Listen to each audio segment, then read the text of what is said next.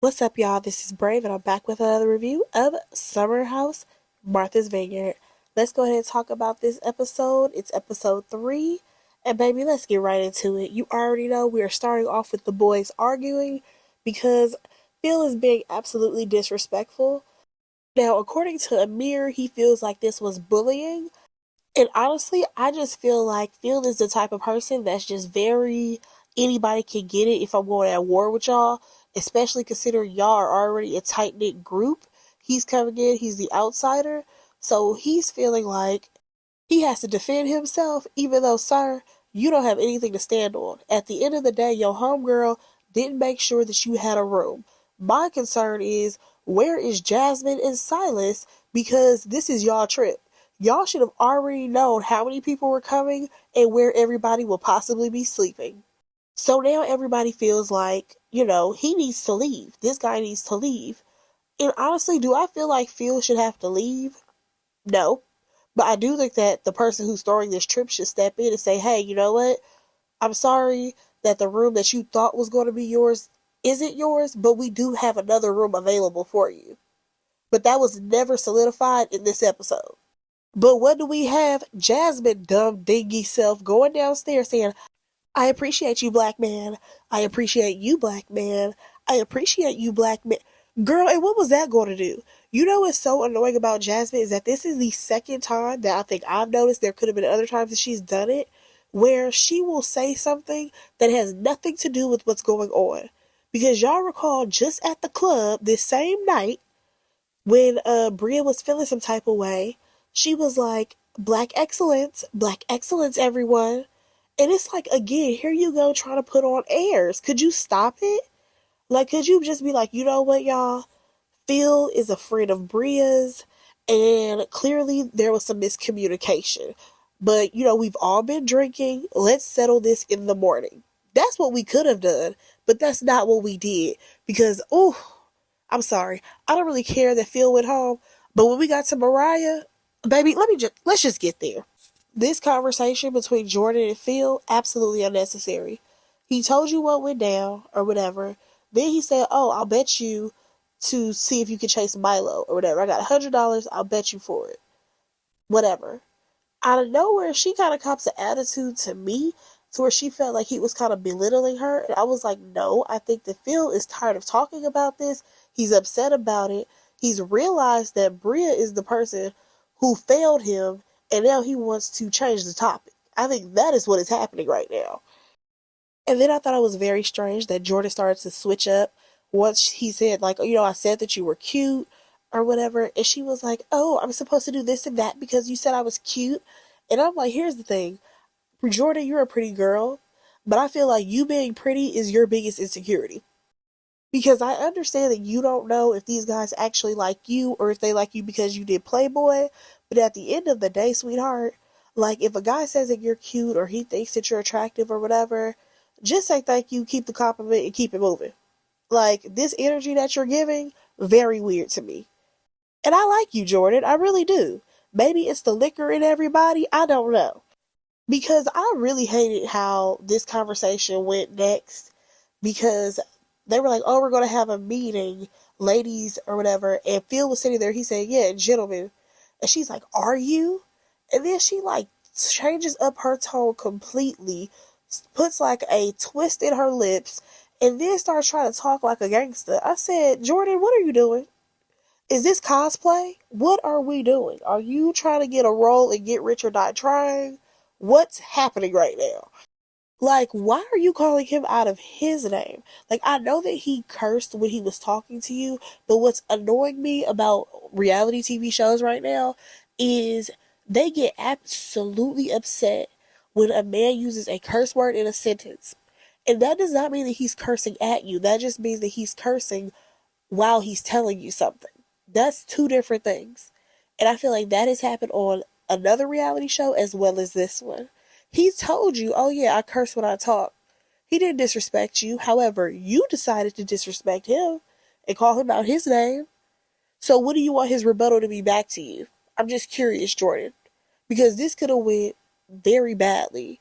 And I'm not saying in the sense of him putting hands on her. I'm saying in the sense of him cussing you out right back, how would that make you feel? So they decide, let's have a house meeting, right? Now they done got Bria up out of her bed. You know what I'm saying? Because she went to go lay down while everybody else was just roaming around the house. You mean to tell me y'all got Bria out the bed, but y'all didn't think to go get Mariah? Y'all didn't think to bring Phil into this? I don't think you should have a house meeting without the people who you feel like are a problem. That makes absolutely no sense because clearly they don't see or know that they are the problem that y'all plan on voting out.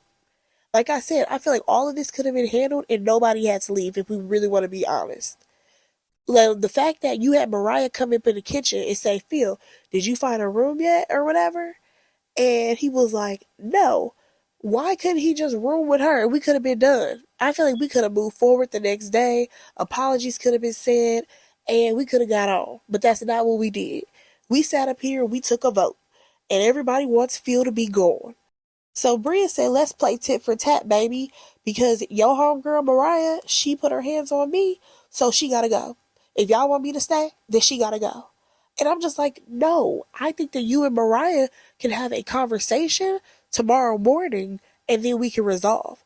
Because I'm not understanding how they're having a full conversation about who can stay and go without the people who they want to leave. Because they have nothing to say. That makes no sense. And then Jasmine, you should feel stupid out of all people because at the end of the day, you're willing to put out Mariah, who's supposed to be your best friend. You would have been sleeping on a cardboard box if it wasn't for that girl having a car that you could sleep in. Because you had her come all the way up from wherever she's from to come stay with you. Not unbeknownst to her, you was homeless. Yeah, you're that kind of girl. Nonetheless, that's supposed to be your best friend who's been riding with you for years. But you would rather turn on her for somebody who you not even really cool with? Because let's be honest, you don't like Bria. You're jealous of Bria's life. So I'm not understanding why you even want to keep Bria around, knowing that you don't like her. And the fact that you would willingly turn your back on Mariah, who has always had your back, for somebody that you've only known for what, 3 or 4 years? Because they worked at the Playboy Club, what was it, 3, 4 years ago? Yeah. Jasmine, you're a fraud. You're fake. I hope in real life Mariah is no longer your friend. Because she deserves better. And honestly, this made me wonder, this whole we're sending two people home. Does this happen in the regular Summer House? If anybody has watched the regular Summer House, please let me know. Because this probably definitely was a production decision. But I just really want to know, have they just sent people home just because some people didn't get along on the regular Summer House? Nonetheless, let's go ahead and move on. Alright, so I don't know how many bathrooms are actually available in this house that they're renting, but it's very strange that Amir has to go all the way upstairs just so that he can use the bathroom. Nonetheless, Shanice, she goes in there or whatever. She's like, oh, who's up here? And it was Preston. So she wasn't tripping about Preston. She was like, oh, I thought it was Amir because I want to hook up with Amir. Keep in mind, this is what she says. Next thing you know, Amir comes upstairs or whatever. He has to use the bathroom. He knocks on the door and she ends up coming out of the room. She comes out of the bathroom topless. And she's like, oh, it's just boobs. I'm like, what are you doing? Preston is the only guy who's gay here. And I think it's very thirsty of you to walk around topless in front of a mirror because you just said that you would hook up with him. Sorry, that's thirsty. So we get to the next day, and I thought that it was really dope that Amir, he went to go see Mariah before she left. Because they didn't really know each other, but for him to go see her, I thought that was really dope. Then we saw Bria, her wake up, and she realized that, Phil acted up, and that's not the Phil that she wants to be associated with.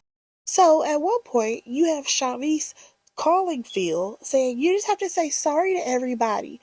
Like, girl, don't call that man lying. Because here's the thing.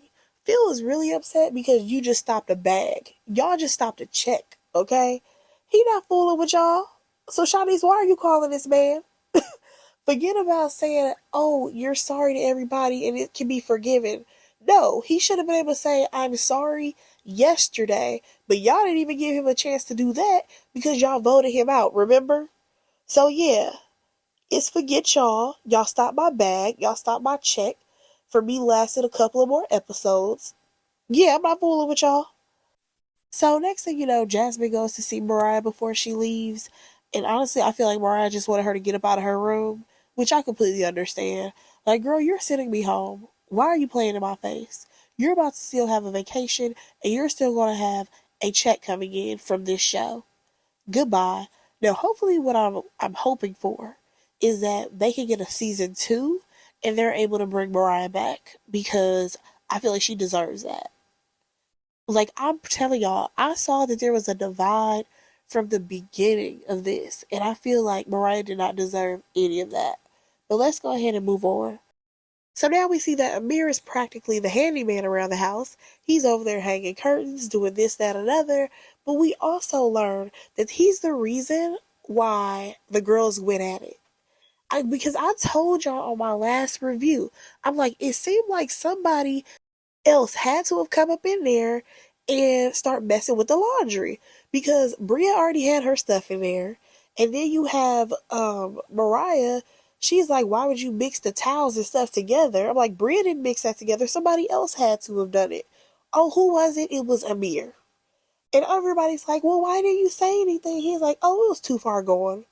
It was too far gone to the point where you got Mariah sent home for something that she was unaware that you did. Are you serious right now? And the crazy part about this is who's laughing it up the most? Jasmine. I'm like, Jasmine, you don't see a problem with that? I cannot. All right, so the group is going to have a field day, and we also learn a little bit more about Alex. He has been meditating for 3 years. That's something that he's very involved in. He says his affirmations, and it's a whole thing. So clearly, he's been doing a lot of self work, but he also has an interest in Shanice. The thing about Shanice, though, is that he's a bit hesitant to try to get to know her because he's heard some things about her. And also, she's very, like, touchy when she's talking or, like, engaging in conversation. And he had to let her know, like, girl, you kept touching me. I wasn't feeling it. And it's clear he does not like touch. That may not be his love language, girl. Try something else. But let's go ahead and move on because, like I said, they were going to go have a field day. I just want to bring up this car conversation real quick because you have the girls' car, including Preston, and they're talking about how, Shanice is feeling some type of way because Alex told her personal space. And you have Jordan chiming in like he basically should have said something while she was doing whatever she was doing that was getting on his nerves because now she don't even know what his issue is. Now, in the other car, you have Amir telling the guys that he saw Shanice topless, and they're all just confused, like, but why? Like, was there a reason? What's going on here? But, of course, it's because she just walked out the room topless. Without a care in the world. We're learning. She is a free spirit, I believe. Now, when it comes to Alex, though, he basically wants a woman that is very intellectual, someone who can match his intelligence. So we shall see if things go any further with him and Shanice. According to Nick, though, he has already put himself in the friend zone when it comes to Jordan. Number one, he can't compete, and number two, we'll talk about why he really can't compete. But I feel like, yeah, you're in the friend zone because you're corny, and she's not interested in that at all. We already know Amir still has eyes for Jordan and Jordan only. So they get to the beach or whatever, they choose teams, and they decide to play some games. Cool. It was cool to see everybody's competitive side. I think it was a tie. I'm like, all right, great.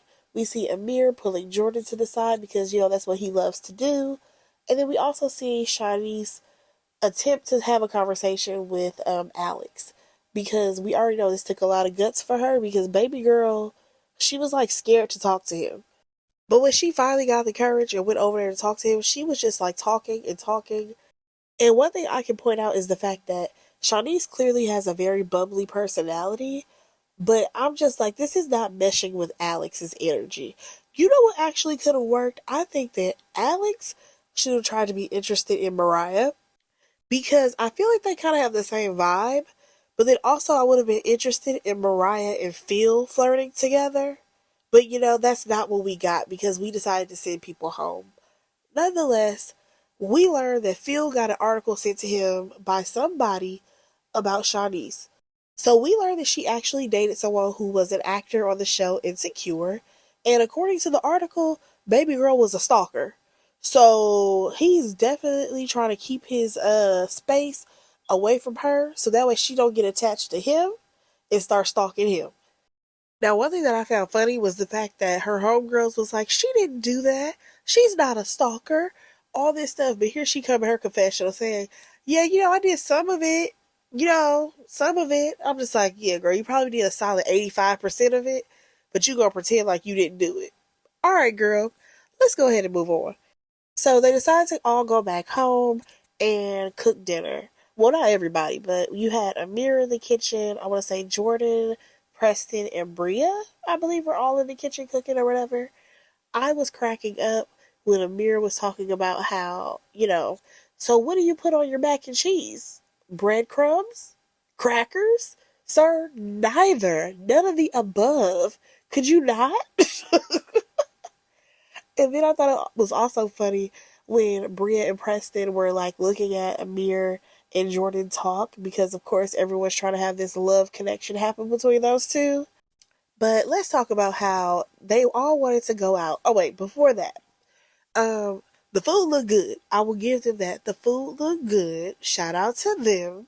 And shout out to Amir's mama, who decided to put him in culinary classes when he was younger because she was not trying to be the cook for this man. She's like, listen, sir, you going to have to learn how to cook on your own because at some point you're going to grow up and you need to feed yourself. Shout out to mama for doing that. Nonetheless, Jasmine is like, we have a certain amount of time left here. Do you guys want to go out? Because at some point she wants there to be a girls' night and a guys' night to where, the two groups separate, do their own thing. Baby, everything was fun and games and jokes, hee hee ha ha, until they talked about getting free drinks. And here comes Silas. Free drinks. Free drinks. Nah, baby, you ain't getting no free drinks. And she's like, what's wrong with getting free drinks? He's like, nah, because that's going to send the wrong message to the wrong guys that, you could possibly be available. Sir, if there's a guy or a group of guys who sends over 4 drinks to the table, you mean to tell me she can't take one? Get out of here. Now, according to Silas, he's just now learning her behavior when she's with her friends. And I'm like, no, you're getting to see the real Jasmine. I'm sorry, but I feel like when I see Jasmine with Jordan and Shawnice and Bria, and these girls are just having a good time, I feel like that's the real Jasmine. I feel like the woman who she portrayed to get with Silas is a whole nother person. I feel like that was her potential and who she wanted to be so that he would accept her, to be honest. Because the way she acts like with them and how she's like, what's wrong with free drinks? We want to go out. We want to party. That is totally different than how she is with Silas, where everything is whatever Silas wants, Silas gets. So it's like, nah, she bamboozled you, homie. Like, I definitely understand the fact that Silas thinks that because now that she's a wife, that she needs to go ahead and turn in her single girl lifestyle. Which I feel like, yeah, you do have to change a few things. But here's the thing. You never got to know her for who she actually was. Like you said that y'all met during the pandemic. That means everything was closed. So you never saw her when she was really out with her girls. You never saw her when she was really out, doing her thing. So now you're seeing her with her friends and you're like, wait a minute, who is this person? You switching up on me. No, she not. She just showing you who she fully is. And baby, here comes Shawnice. Y'all, Shawnice is, again, thinking things is fun and games. She is like, yeah, like that time that she got passed out at work. Come to find out, her and Bria, not Bria, I keep wanting to say Bria's name, Shawnice and Jasmine, they went to a party before they had to go to work at the Playboy Club, right? They got towed up from the party, had to go into work. Jasmine barely could hold it together. Shawnice got sent home. At some point, Jasmine passed out, because she was so drunk or whatever. And come to find out, y'all, that's how they actually got fired from the club. Those who got fired for that reason. And Silas is like, I didn't know anything about that. And I'm just like, yeah, that's because Jasmine has put on an image for you. So that way, you would think that she was worthy of you marrying her because you had all these good things going on for yourself while she was still a party girl. And it's crazy because now everybody has decided, well, let's go to bed or whatever. And the friend group, they're all like, yo, Silas is really serious about this whole no getting drinks from these other men. And they asked Preston, like, yo, you knew him before this. Like, was he always this way? And Preston was like, yep, I don't see no changes in that man. He has always been this way. But now when it comes to her friends, they are confused because they don't know the new Jasmine. They don't know or understand the Mary Jasmine because she has completely changed. She has done a 180 on them, and in front of Silas, she acts one way, but when she's around the girls, she wants to be her normal self. And it's like, girl, you have to decide which one you gonna be.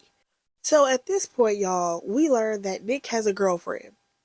Now, what got me though, with him saying that he had a girlfriend, was him saying, my preference is black women. But I said, what's the but Are you dating someone who's not a black woman? What's happening here, Nicholas? It also is very strange that you not only slid into Jordan's DMs, but you also slid into Shanice's as well as Bria's DMs. So what were you doing, sir? Was that your way of meeting them before y'all did the show together? Like, what was that? And what's crazy about that whole thing is the fact that nobody is even checking for Nick. Y'all, that was the episode. Let me know what y'all thought about this episode. Go ahead and like, comment, and subscribe to my channel. And I will talk to y'all in my next review. Bye, guys.